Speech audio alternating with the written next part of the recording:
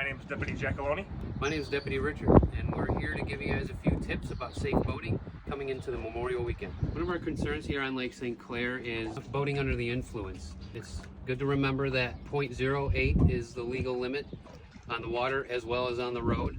And it's also important to realize that alcohol affects you differently on the water than it does, say, sitting in your house or at a bar or something. Out here you have environments that affect how alcohol absorbs into your body.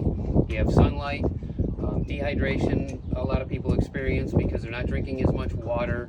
Again, the heat, the sun, that all affects you in a different way and can make the effect on alcohol on your body greater. Anybody that's on your vessel as a passenger can consume alcohol freely, whether you're operating or anchored or at your dock or drifting. The operator can technically have a beer in their hand and operate a boat. However, as soon as that operator consumes the alcohol out of that beverage, then they are technically under the influence. Anybody under the age of 6 are required to wear a life jacket if they're going to be on the open deck of a boat. You need to have a Type 1 or Type 2 life jacket, the children. This is a good example of a Type 2 life jacket. It is a life jacket that has cushion in the front, no cushion in the back, and a flexible headpiece. What this does is if the child were to fall into the water, face down, it would right them up with the cushion in front and keep their head out of the water. More common ones for the Type 1 and Type 2 life jackets are these orange common ones you can buy at any of your marine specialty stores or online as well. This is a Type 2. It's a smaller one for a child or infant.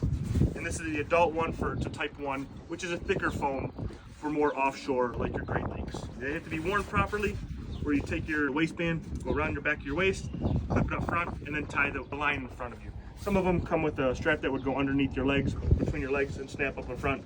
Make sure those are all snapped in correctly. Rings that you'd want to do, it's called a Type 4.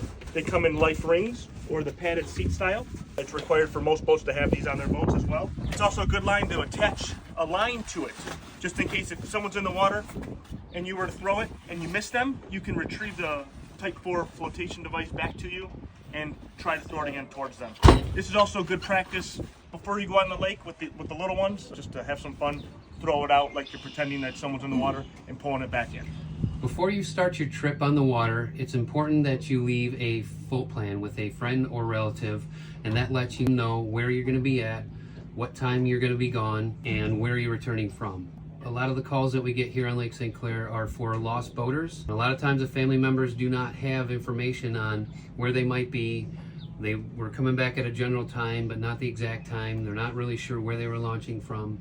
So because of those reasons, trying to find people, it's important to file some sort of information with your family or friends. You can even leave it at your house. If your house is going to be unoccupied, leave it somewhere where somebody might find it, where if we send a police officer to your house to find you, that they can find it right on the kitchen table, and they're going to be able to look up information such as where you launched from.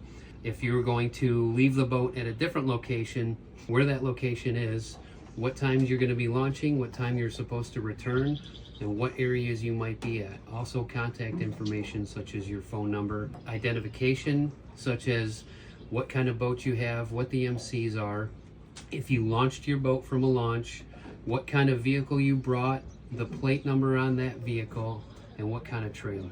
And those things kind of get us started on trying to find where you are at. So. All right, we'll talk a little bit on who is legally required to have a boater safety card in the state of Michigan. To operate a boat, those who are born June 1st, 1996 and younger are required to have a boater safety card.